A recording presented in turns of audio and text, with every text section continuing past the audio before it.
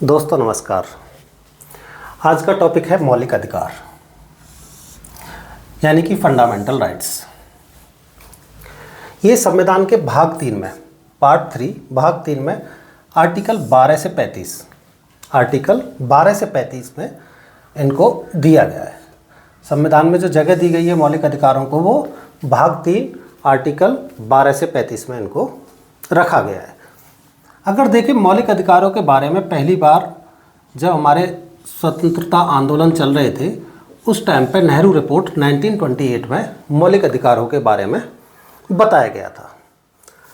अगर देखा जाए मौलिक अधिकारों को हम भारत का मैग्ना कार्टा कहते हैं। भारत का मैग्ना कार्टा इसको किस लिए कहते हैं कि एक्चुअली में देखा जाए 1215 में इंग्लैंड के एक राजा थे किम जॉन एक राजा थे इंग्लैंड के। उन्होंने सामंतों के खिलाफ पहली बार इस तरह का प्रपत्र जारी किया था सामंतों के खिलाफ। तो वहाँ से अगर देखा जाए तो मौलिक अधिकारों की शुरुआत हम मान सकते हैं। मौलिक अधिकार किस लिए चाहिए, अधिकार होने किस लिए चाहिए, व्यक्ति को अधिकार किस लिए चाहिए? तो व्यक्ति को अधिकार क्या है, वो चहुमुखी विकास, उसके चहुमुखी विकास में सहायक होते हैं। कोई भी व्यक्ति है, कोई भी नागरिक है, उसके चहुमुखी विकास में ये सहायक होते हैं। चहुमुखी विकास मीन्स ऑल राउंड डेवलपमेंट में ये सहायक होते हैं।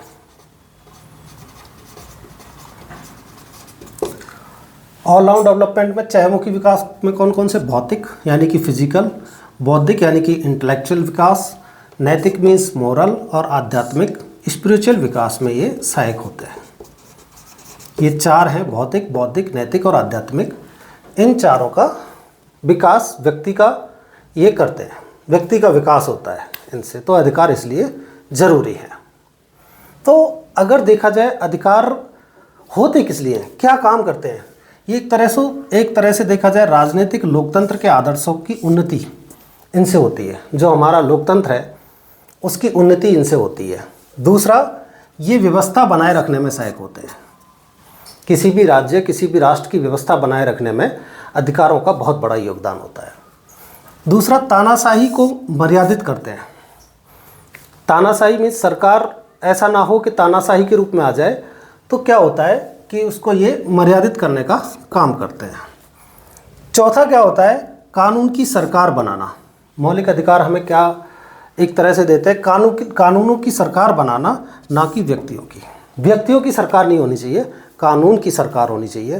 तो ये मौलिक अधिकार हमें बोलते हैं। इसलिए ये ज़रूरी है। मौलिक अधिकार क्यों ज़रूरी है? राजनीतिक लोकतंत्र के आदर्शों की उन्नति इनसे हो सकती है, व्यवस्था बनाए रखने में सहायक हो सकते हैं, तानाशाही को मर्यादित करते हैं और कानून की सरकार बनाते हैं, ना कि व्यक्तियों की। इसलिए मौलिक अधिकारों का होना बहुत ज़रूरी है। तो हमारे भाग 3 में अनुच्छेद 12 से 35 तक मौलिक अधिकारों को हमारे संविधान में जगह दी गई है। अब क्या है, मौलिक अधिकार कितने हैं? टोटल अगर मौलिक अधिकार देखा जाए तो 6 मौलिक अधिकार हमारे संविधान में इस समय दिए गए हैं। वैसे अगर देखा जाए तो 7 मौलिक अधिकार थे। कितने मौलिक अधिकार थे?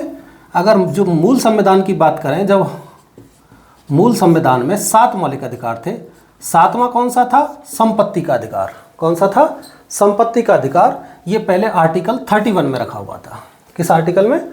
आर्टिकल 31 में रखा हुआ था। लेकिन क्या हुआ, 44वां संविधान संशोधन किया गया, 44 अमेंडमेंट। 44वें अमेंडमेंट में क्या हुआ, ये जो भाग 12 में अनुच्छेद 301 में संपत्ति का जो अधिकार है उसको रखा गया। 31 से हटा के हमने किस में रख दिया? भाग 12 आर्टिकल 301 में इसको हमने रख दिया और इसको क्या बना दिया? विधिक अधिकार बना दिया। अब ये क्या है? एक विधिक अधिकार है, ना कि ये अब एक मूल अधिकार है। और संपत्ति का अधिकार एक विधिक अधिकार है। ये कभी कभी क्वेश्चन आ जाता है कि संपत्ति का अधिकार क्या है, विधिक अधिकार है या मूल अधिकार? तो विधिक अधिकार है। किस आर्टिकल में रखा गया है? 301 में। ये भी कभी कभी पूछ लिया जाता है कौन से अमेंडमेंट से इसको हमने रखा? 44वां अमेंडमेंट। इससे हमने इस आर्टिकल 301 में हमने इसको रखा। तो ये इसके बारे में है। नेक्स्ट, जो एट प्रेजेंट में 6 जो मौलिक अधिकार हैं हमारे, वो कौन कौन से हैं? समता का अधिकार, इक्विटी का अधिकार। समता का अधिकार है, ये आर्टिकल 14 से 18 में दिए गए हैं। समता के अधिकार किस में दिए गए हैं? आर्टिकल 14 to 18 में इनका समावेश किया गया है। नेक्स्ट है स्वतंत्रता का अधिकार, हमें स्वतंत्रता का अधिकार भी दिया गया है। ये आर्टिकल 19 to 22 में हमें स्वतंत्रता का अधिकार दिया गया है। नेक्स्ट है शोषण के विरुद्ध अधिकार, अगर किसी का शोषण हो उसके विरुद्ध भी अधिकार दे रखे हैं, और वो अधिकार किस में दिए हुए हैं? आर्टिकल 23 and 24 में, आर्टिकल 23 and 24 में। नेक्स्ट, धर्म की स्वतंत्रता का भी अधिकार दिया गया है हमें। तो धर्म की स्वतंत्रता के अधिकार में ये किस आर्टिकल में दिए गए? 25 to 28 में धर्म की स्वतंत्रता का अधिकार हमें दिया गया है। नेक्स्ट है संस्कृति व प्रारंभिक शिक्षा संबंधी अधिकार भी दिए गए हमें।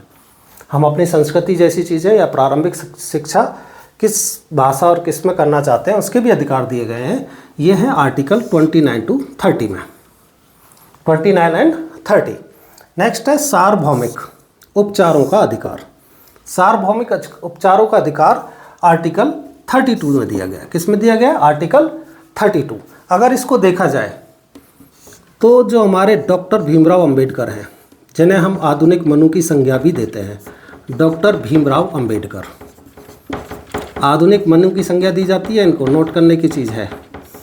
तो इन्होंने क्या किया था, इसको, ये जो संवैधानिक उपचारों का अधिकार है, इसको संविधान की आत्मा कहा गया है। संविधान की आत्मा इन्होंने कहा है, संविधान की आत्मा। संविधान की आत्मा का है डॉक्टर भीमराव अंबेडकर ने संवैधानिक उपचारों के अधिकार को, डॉक्टर भीमराव अंबेडकर जिन्हें हम आधुनिक मनु की संज्ञा देते हैं, उन्होंने इसको संविधान की आत्मा कहा है।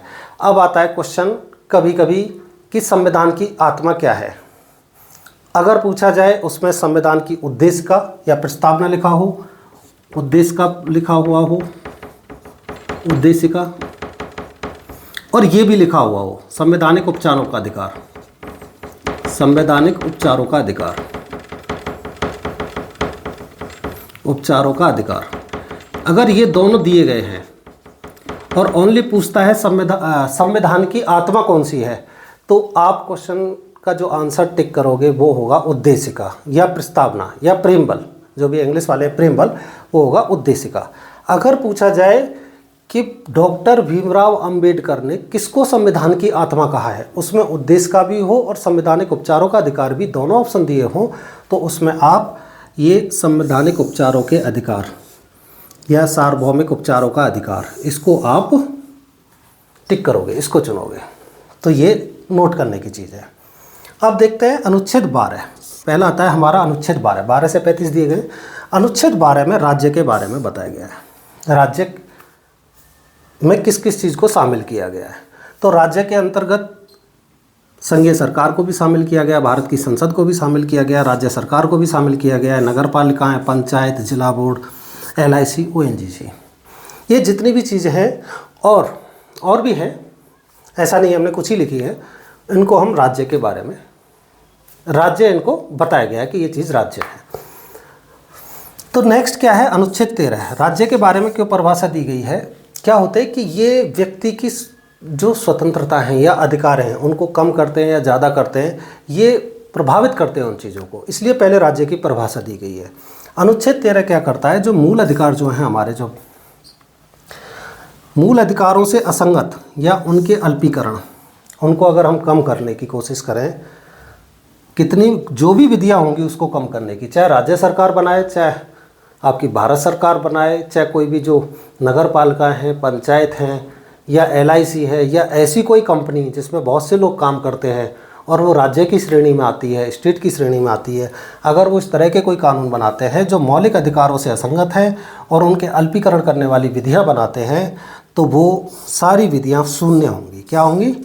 शून्य होंगी। दूसरे शब्दों में अगर कह सकते हैं हम, न्यायिक समीक्षा के योग्य होंगी। उन विधियों की, उन कानूनों की हम न्यायिक समीक्षा कर सकते हैं, जुडिशियल रिव्यू हम कर सकते हैं। तो कौन करेगा जुडिशियल रिव्यू? तो इसका भी संविधान में जिक्र किया गया है। आर्टिकल 32, ये जो आर्टिकल है, इस आर्टिकल 32 के तहत सर्वोच्च न्यायालय को अधिकार दिया गया है। सर्वोच्च न्यायालय कर सकता है। और दूसरा आर्टिकल 226, इसके तहत कौन कर सकता है? उच्च न्यायालय। जो राज्य के हाई कोर्ट्स हैं, न्यायालय जो हाई कोर्ट्स हैं, वो आर्टिकल 226 के तहत जो भी विधियां, ऐसी असंगत विधियां जो भी इनका मौलिक अधिकारों के अल्पीकरण करने के लिए बनाई जाएंगी, वो सारी शून्य होंगी। और ये देखरेख आर्टिकल 32 के तहत करेगा सर्वोच्च न्यायालय और आर्टिकल 226 के तहत करेगा उच्च न्यायालय। तो आज के टॉपिक में दोस्तों था फंडामेंटल राइट्स क्या है, कौन कौन से फंडामेंटल राइट्स हैं। अब हम नेक्स्ट वीडियो में समता का अधिकार 14 से 18 के बारे में पढ़ेंगे। 14 में क्या दिया गया है, 15 में क्या दिया गया है, 16 में क्या दिया गया है, 17 में क्या दिया गया है, 18 में क्या दिया गया है, और कौन कौन से अधिकार किन किन को ये प्राप्त है। तो आज के लिए धन्यवाद, नमस्कार।